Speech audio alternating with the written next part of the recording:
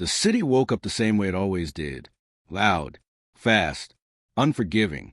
Concrete sweated heat, even in the early morning. Trains screamed beneath the streets. Towers of glass caught the first light and threw it back at the sky like they owned it. Rowan watched all of it from above. 52 floors up, his penthouse was quiet enough to hear the clock on the wall tick. No photos, no family portraits, no signs that anyone else had ever lived there. Just clean lines, polished stone, and the kind of emptiness money mistakes for peace. Miles was one of the richest men in the state. Infrastructure, transit, real estate, schools built and schools shut down, sometimes with the same signature. His decisions moved thousands of lives without ever touching them. He liked it that way. Control didn't disappoint you. People did. He buttoned his suit slowly, staring at his reflection, a face that never showed too much, a face investors trusted, a face children on charity posters smiled up at without knowing him. His phone buzzed on the counter. He didn't check it. Down on the street, a school bus hissed to a stop. Kids poured out, half awake, dragging backpacks, bumping into each other. A crossing guard lifted her sign. Cars stopped. One child lingered behind the others. Miles noticed without meaning to. The boy stood still, staring at the curb like it might move without warning. He clutched his backpack to his chest. Someone yelled from the bus. The crossing guard waved again. Finally, the boy stepped forward and vanished into the crowd. Miles turned away. He had learned not to attach meaning to small moments. By habit, he walked instead of taking the car. 2 blocks only. Enough to feel present. Not enough to be seen. At the corner near one of his own buildings, a coffee cart steamed. Office workers clustered around it, eyes on phones, mouths moving without listening. Across the street, someone sat on the curb. A child. She couldn't have been more than 9. Thin. Still, her shoes were too big, tied tight to keep them on. A violin case lay open beside her, empty except for a few coins and a folded piece of paper weighed down by a small rock. She wasn't playing. She was watching. Her eyes moved carefully over the crowd, reading faces instead of begging from them, like she was waiting for something specific. Not just money. Miles felt a brief, unwanted pull of curiosity. He ordered his coffee. When he turned back, the girl was standing in front of him, not close, not afraid, just there. She held out the folded paper. Miles hesitated, then took it. The paper was soft from being handled too many times. I play after school, not mornings. My hands shake when I'm hungry. I am not lazy. Miles folded it slowly. I don't have cash, he said, already reaching for his wallet. She shook her head once. Calm, certain. She pointed to the violin case. Inside the lining, taped neatly, was a printed sign. Transit card accepted. Miles stared at it longer than necessary. He scanned it. An empty amount field appeared. No suggestion. No message. No gratitude baked in. How much? He asked. She shrugged. It didn't matter to her. Or maybe she learned to act like it didn't. Miles entered a number larger than he'd planned and sent it before he could rethink it. The girl nodded once. She didn't smile. She didn't speak.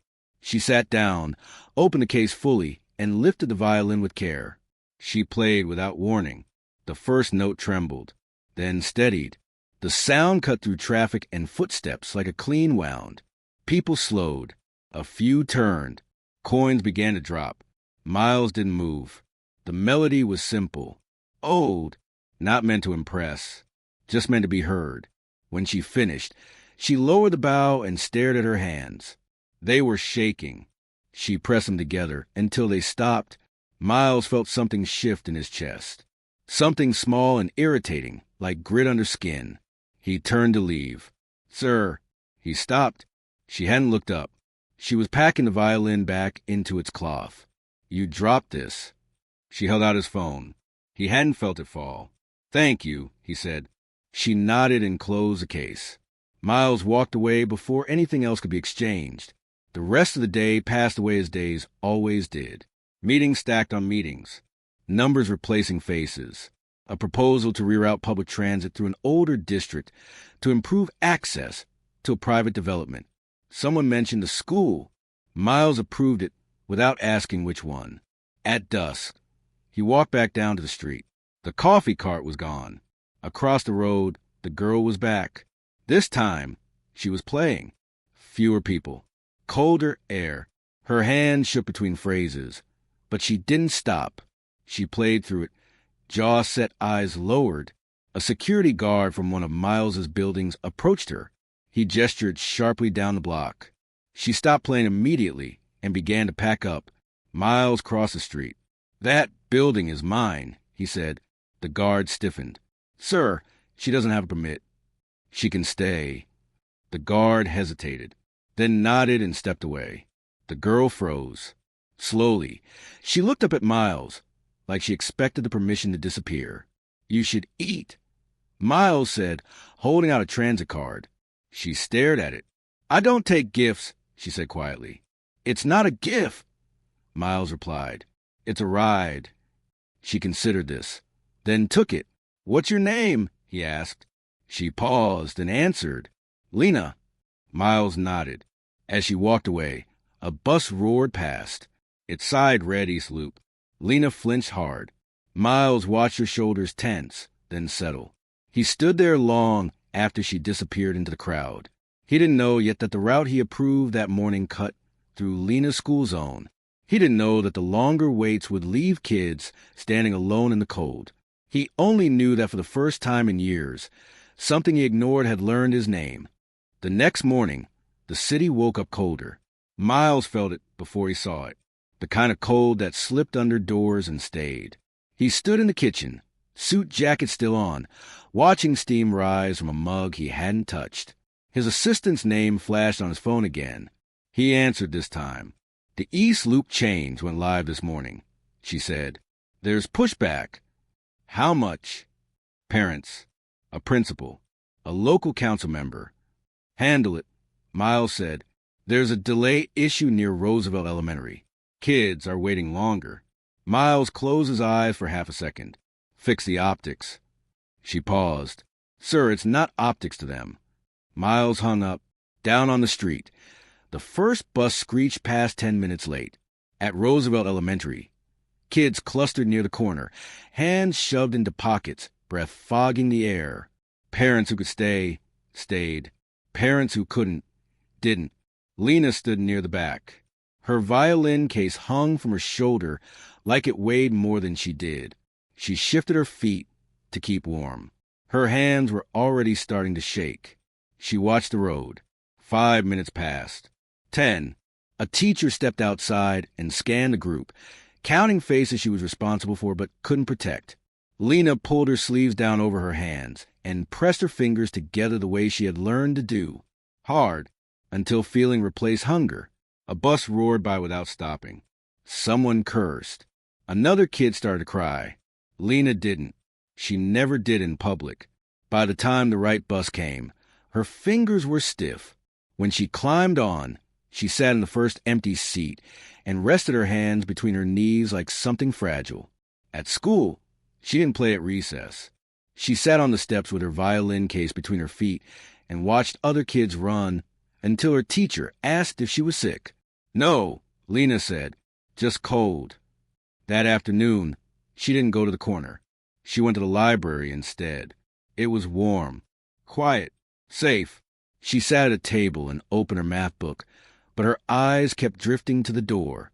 People came in with coffee, with bags, with time. A man argued quietly with a librarian about a fine. Lena packed up early. Outside, the cold had deepened. The sky was already darkening, even though it wasn't late.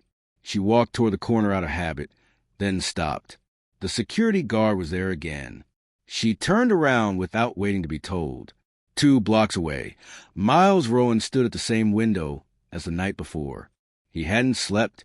He kept seeing the way the girl's shoulders jumped when the bus passed, the way she steadied herself after. He told himself it meant nothing. At 7, his phone buzzed. "There's a minor incident," his assistant said carefully. "A parent confrontation at Roosevelt. Video circulating." Miles opened the clip. A shaky phone recording. A woman yelling. A security officer standing stiff. Kids huddled behind a fence. One small girl in an oversized hoodie, clutching a violin case to her chest. "Lena," the woman shouted, "they're children. You don't just move them around like packages." The video cut off. Miles stared at the frozen frame. "Pull the schedule," he said. "What?" "The East Loop. Pull it back." "Sir, that affects." "Pull it back." Silence. "I'll make the call," his assistant said. Miles ended the call and grabbed his coat. He didn't take the car. He walked farther than usual. When he reached the corner, it was empty. No violin. No open case. Just a dark stain where steam from the coffee cart had once risen. He stood there longer than made sense.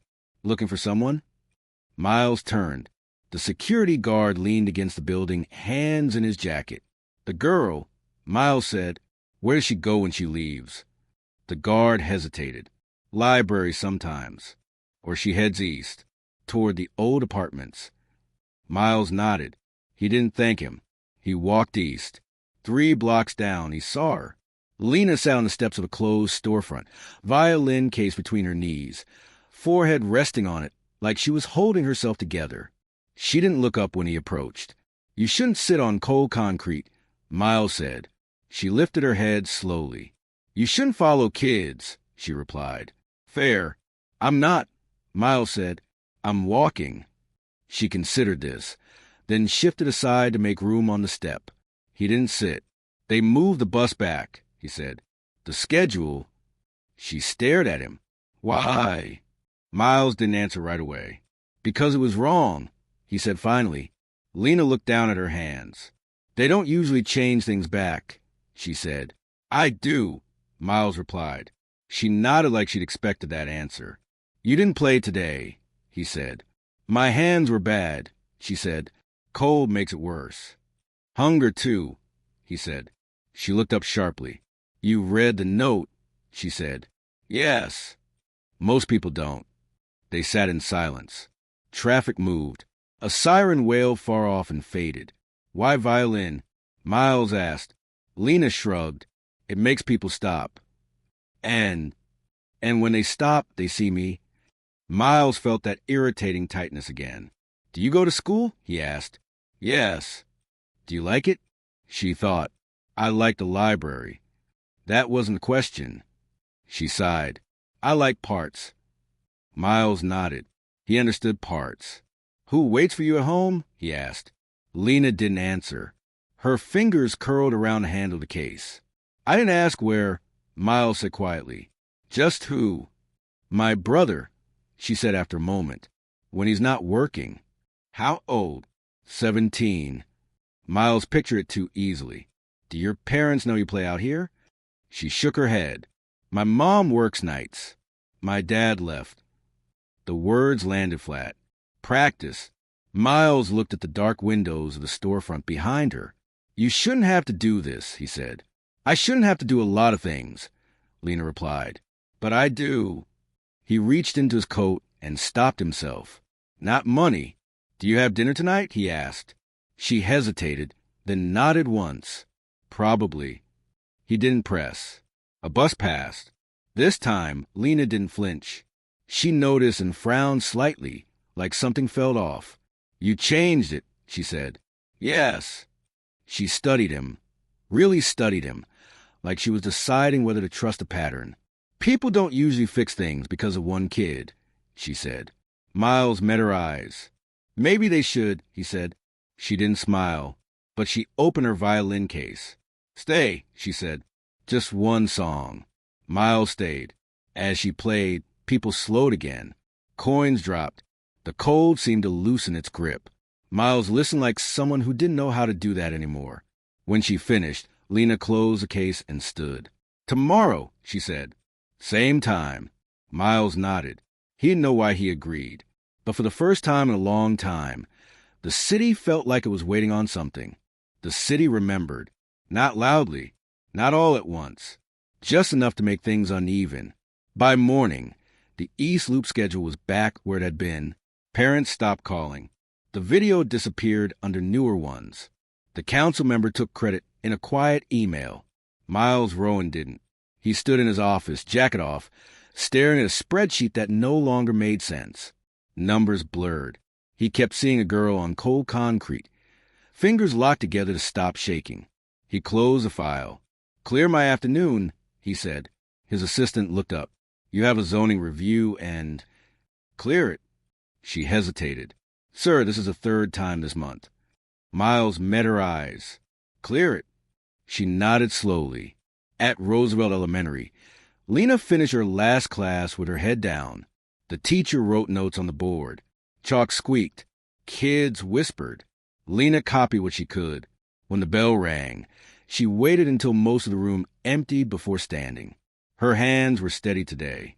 Not good, just steady. Outside, the cold had softened. Clouds hung low, heavy with the promise of snow. She didn't go straight to the corner.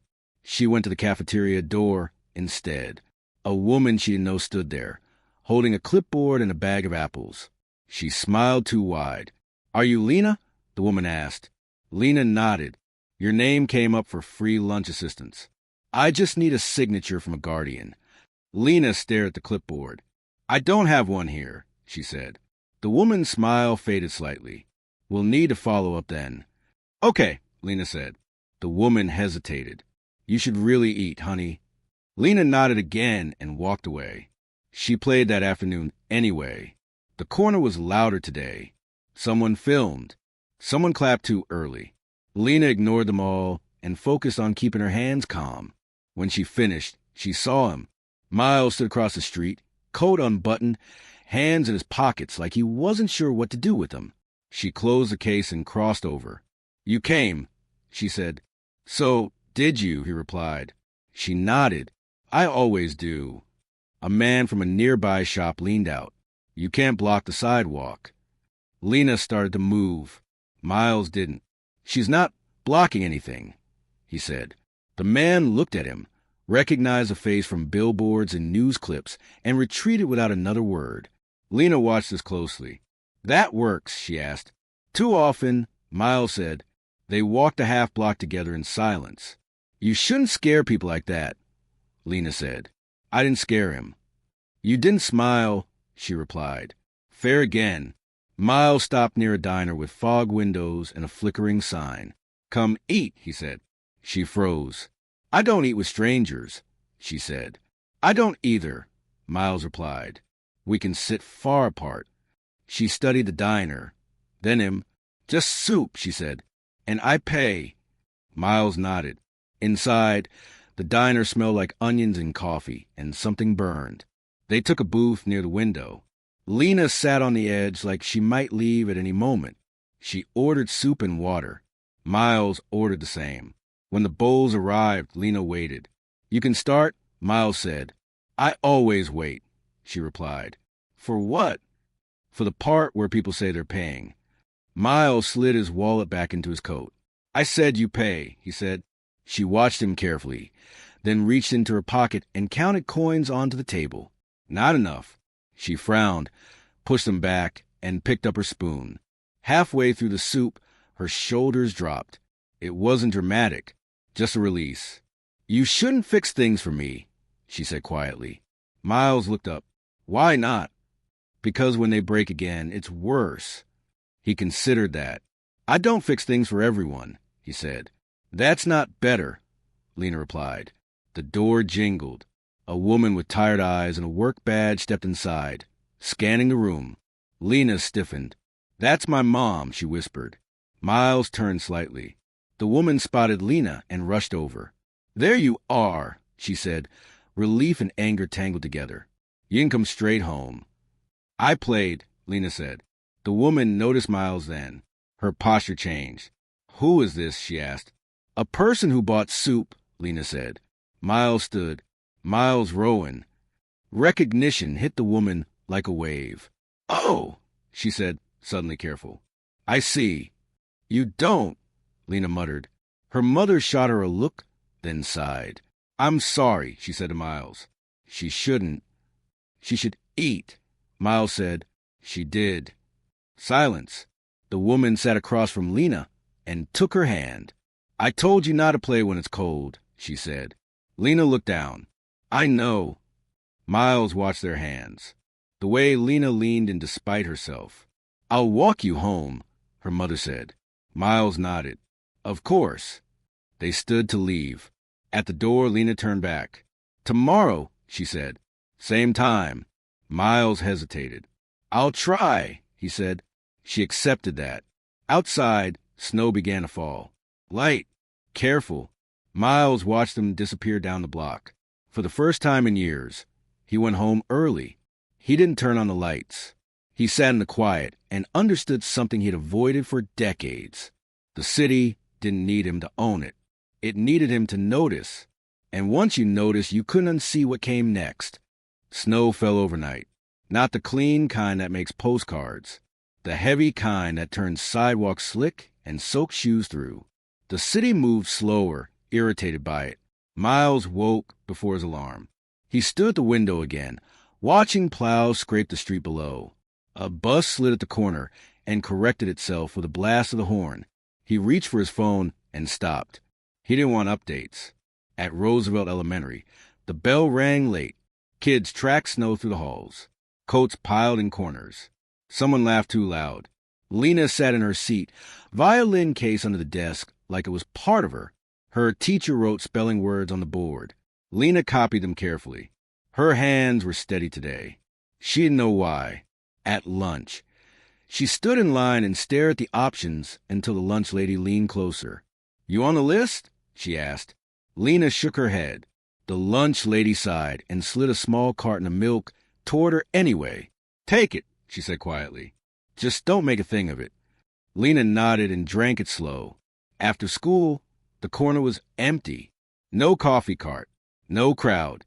Just slush and cold wind. Lena stood there anyway. She opened the violin case and waited. 5 minutes passed. 10. She flexed her fingers inside her sleeves and looked down the street. Nothing. She closed the case halfway, then stopped. Across the street, Miles Rowan stood under the awning of a closed pharmacy. He wasn't wearing gloves.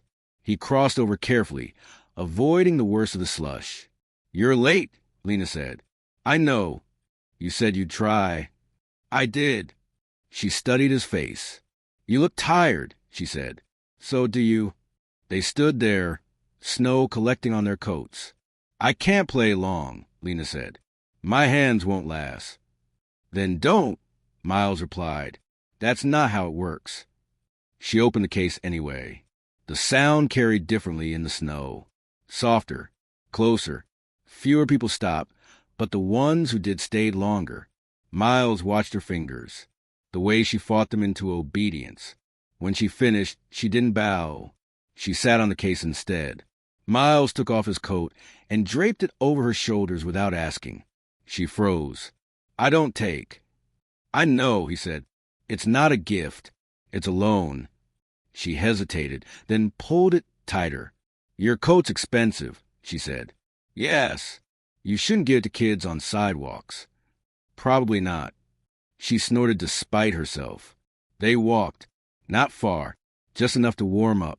You ever been inside a bus depot? Miles asked. No. Want to see one? She stopped walking. Why? Because you should know how things work. She considered this. Okay, she said, but I don't want a tour. No tour, he promised. The depot smelled like oil and heat. Engines idled. Men and women in reflective jackets moved with practiced speed. Lena stayed close to Miles without realizing it. A supervisor nodded when he saw Miles and said nothing. They stood on a platform watching buses pull in and out. This is where schedules start, Miles said. On paper, anyway. Lena watched the driver climb down, rubbing his hands. They don't start on paper, she said. They start cold. Miles looked at her. Yes, he said. They do. A bus pulled in late. The driver checked his watch and swore under his breath. Lena flinched. Did I mess something up? She asked. No, Miles said quickly. You didn't. She didn't look convinced. I don't like when people change things because of me, she said. Why not? Because if I mess up again, they'll change it back. Miles crouched slightly so they were closer to eye level. You didn't mess anything up, he said. You showed me where it already was. She thought about that.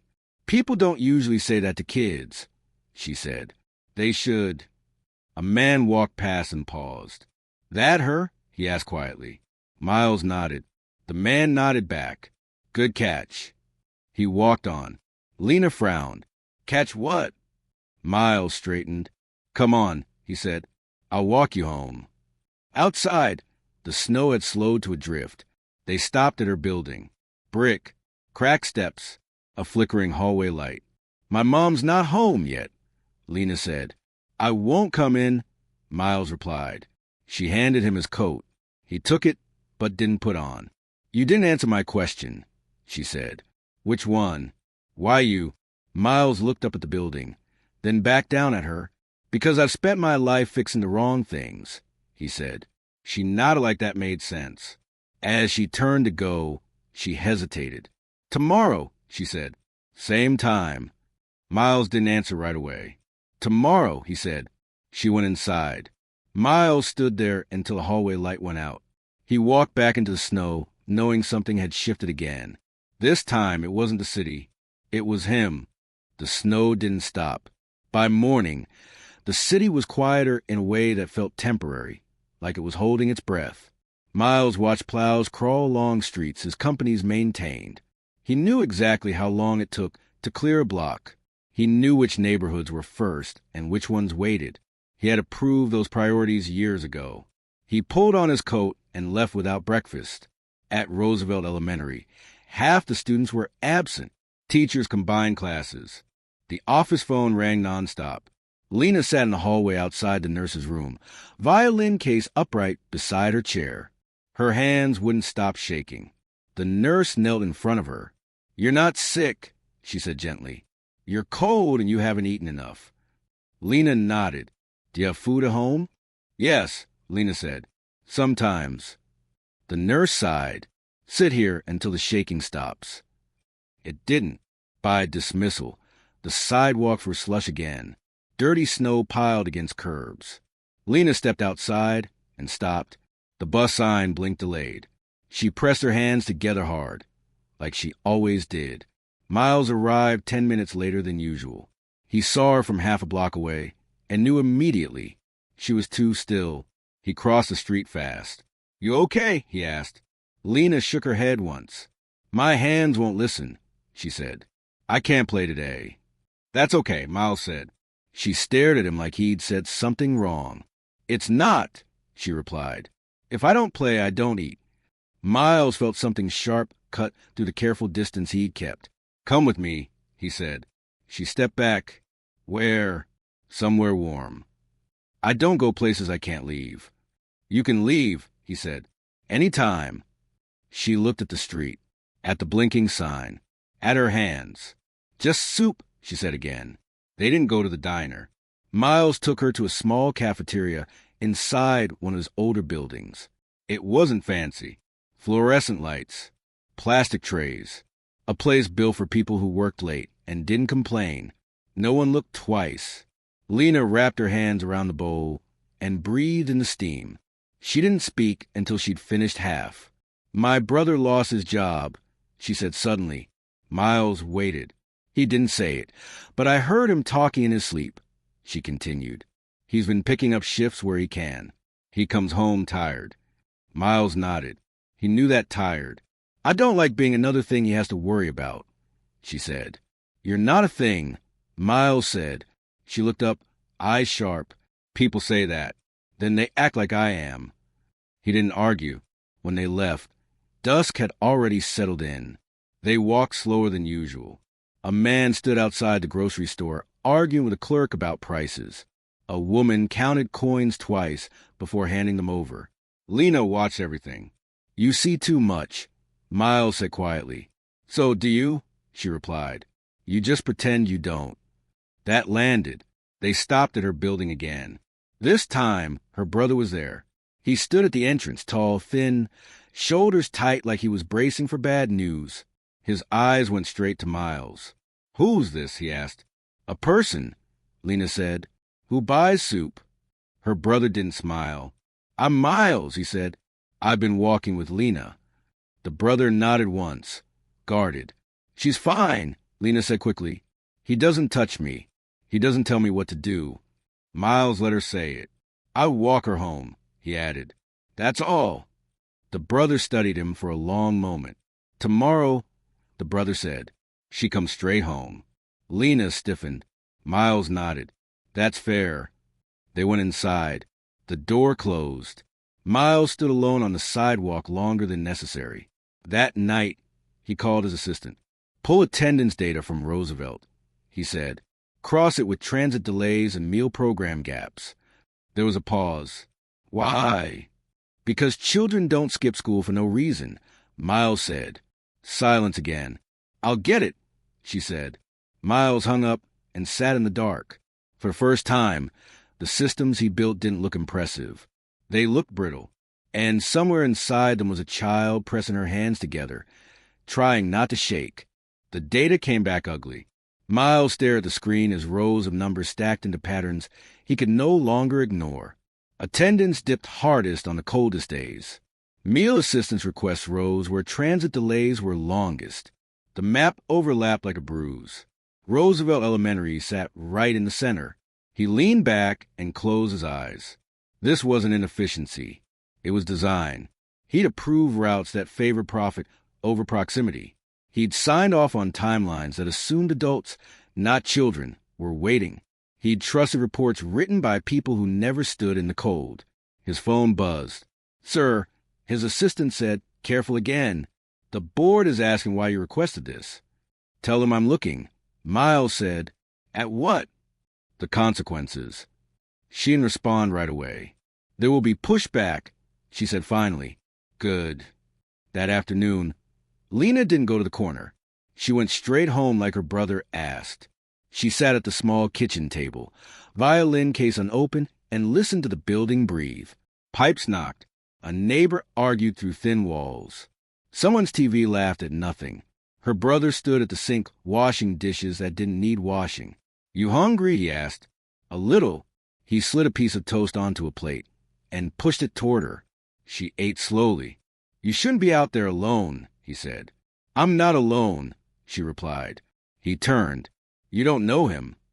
I know what he doesn't do, Lena said. He doesn't lie. Her brother rubbed his face. That's not enough. It's more than most. There was a knock at the door. Both of them froze. The brother moved first, peering through the peephole. He opened the door a crack. Miles stood in the hallway, coat off, looking out of place. I won't come in, he said immediately. I just wanted to talk. The brother opened the door a little more. Lena peered behind him. You said tomorrow, her brother said. I know, Miles said. This isn't about the corner. He held up a folded paper. Your school, he said. I made a mistake. The brother watched him carefully. You make a lot of those? He asked. Yes, Miles replied. This one hurt children. Silence. I'm fixing it, Miles said. Not quietly, not later. Lena stepped forward. How? She asked. More buses. Miles said. Earlier stops. Breakfast available at the depot nearest the school. Not applications. Not lists. Just food. Her brother frowned. That costs money. Miles nodded. So do my buildings. The brother studied his face again. Why us? He asked. Miles looked at Lena. Because she didn't ask me to, he said. Lena swallowed. You can't just change things because you feel bad, her brother said. I'm not, Miles replied. I'm changing them because they're wrong. Another pause. Lena tugged her brother's sleeve. He listens, she said quietly. The brother exhaled. 5 minutes, he said to Miles. Miles nodded. Inside, the apartment was small and warm. A couch with a torn arm. A table with one missing chair. Miles stood near the door like he meant it. I'm not here to take anything, he said. Or give it, unless you want it. The brother crossed his arms. What do you want? Miles answered honestly. I want to stop pretending this is normal. The brother stared at him, then laughed once. Not happy. Good luck, he said. Miles nodded. I'll need it. He turned to leave. Tomorrow, Lena said suddenly. Miles stopped. You don't have to, he said. I know, she replied. But tomorrow. He nodded. Outside, the hallway light flickered again. That night, the board called an emergency meeting. Miles stood at the head of the table and spoke without slides, without charm. We built systems that punish children for being poor, he said. We're fixing them. A man laughed. A woman shook her head. This isn't our responsibility, someone said. Miles looked around the table. It is if you profit from it, he replied. Silence fell. For the first time, no one rushed to fill it. Across the city, Lena lay in bed with her violin case under the window. Her hands were still. She didn't know why, but for the first time, she didn't feel like she had to shake to be seen. The changes didn't come all at once. They never did, but they came. A second bus rolled past Roosevelt Elementary before the first bell. A folding table appeared near the stop, with paper bags and cartons of milk. No signs, no forms, just food. Parents noticed. So did the kids. Lena stood at the curb and watched a boy 2 grades below her eat a muffin like it might disappear if he didn't hurry. She waited until he finished before stepping forward. Her hands didn't shake. Miles watched from across the street, standing farther back than usual. He wasn't alone. 2 men from the board stood with him, coats pressed, faces tight. A woman from legal whispered into her phone and frowned. This isn't sustainable, one of the men said. It is, Miles replied. It's just not profitable. The man scoffed. You'll get used to that? Miles didn't answer. At school, Lena's teacher paused mid-lesson when Lena raised her hand. Yes, Lena? The bus was on time, she said. The room went quiet. Her teacher smiled carefully. That's good. Lena nodded and put her hand down. At lunch, the line moved faster. Nobody was sent away. The lunch lady didn't have to look over her shoulder. Lena ate without watching the door. After school, she went home. She didn't go to the corner. Miles didn't go either. That evening, the news ran a short segment. Infrastructure firm adjusts transit after community feedback. No names. Miles watched it without sound. His phone buzzed. A donor pulling out. A partner asking questions. An investor suggesting patience. Miles turned the phone face down. He walked, not to the corner, to a school auditorium. Folding chairs filled the room. Parents stood along the walls. Teachers whispered to each other. Miles stood at the front without a microphone. I made decisions that hurt your kids, he said. I didn't see it. That's on me. Murmurs rippled through the room. I can't undo the past, he continued, but I can change what happens tomorrow. A woman raised her hand, shaking. My daughter waits in the dark, she said. Will this last? Yes, Miles said. How long? As long as I'm responsible. A man laughed bitterly. That's not an answer. Miles met his eyes. It's the only honest one I have. After the meeting, people didn't clap. They lined up. They told him names. Times. Corners. Miles listened. At home, Lena's brother watched the segment and frowned. They didn't say his name, he said. Lena shrugged. He doesn't like that. Her brother studied her. You don't play anymore. She looked at the violin case. I still play, she said, just not for food. He nodded slowly. The next morning, Lena walked to school without the case. Her hands swung at her sides. Miles watched from his window as the city moved differently. Not better, just fairer. His assistant knocked. The board is voting, she said. They might remove you. Miles nodded. Okay. She hesitated. Are you sure? Miles thought of a girl pressing her hands together on cold concrete. Yes, he said. At the vote, voices rose. Arguments circled. When it ended, the room was quiet. The chair cleared his throat. The motion fails, he said. By 1. Miles exhaled slowly. Outside, snow melted into gutters. That afternoon, Lena stood in the music room after class. Her teacher watched her unpack the violin. You don't have to rush, she said. Lena nodded and lifted the bow. She played, not for coins, not for permission, just because her hands could. Miles stood in the hallway without being seen. He listened until the last note faded. For the first time, the sound didn't feel like a wound. It felt like a beginning.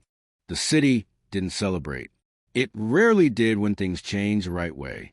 The buses kept coming on time. Breakfast stayed on the tables. Kids stopped learning what cold felt like before math. The news moved on. Attention drifted. But the mornings were different. Miles Rowan no longer stood at his window. He stood outside. Not every day. Not for cameras. Just sometimes. At corners he used to drive past. Near schools he used to prove with a signature and forget. People noticed him less than he expected. That felt right. At Roosevelt Elementary, spring arrived slowly. Snow melted into mud. Jackets stayed on hooks longer than needed. The crossing guard smiled more. Lena walked to school with empty hands. No violin case. She still played. In the music room. At home. Sometimes on the roof when the building was quiet and the city hung below like it was listening. Her hands were steady now. Not perfect. Just hers. Her brother found work again. Not better work. Just work that paid regularly. He slept deeper. He worried less out loud. Their mother worked fewer nights. She laughed louder when she did. One afternoon, Lena stayed late after school. Miles waited outside in his coat, pretending to read something on his phone. "You're early," she said. "You're late," he replied. "Fair." They walked without speaking for a block. "You're leaving," Lena said suddenly. Miles stopped. "Yes," he said. She looked at him. "Because they're mad." "Yes." "Are you okay with that?" Miles thought of boardrooms, of votes, of power that felt smaller now. "Yes," he said again. She nodded. "People think rich men don't lose," she said. "They're wrong." She kicked a pebble ahead of them. "You didn't fix everything," she said. "No," Miles agreed. "But you fix enough," she said. "For now." They stopped at the corner where it had started. No coffee cart. No crowd. Just space. Lena looked up at him. "Will you still come by?" "Yes." "Even when I don't play?" "Especially then." She smiled. Small. Real. A bus passed. Neither of them flinched. Miles watched Lena walk home, backpack light, steps even. He didn't follow. He didn't need to. For the first time in his life, he understood something simple and terrifying. Power was what he owned. It was what he chose to see. And once you see a child clearly, you don't get to look away again.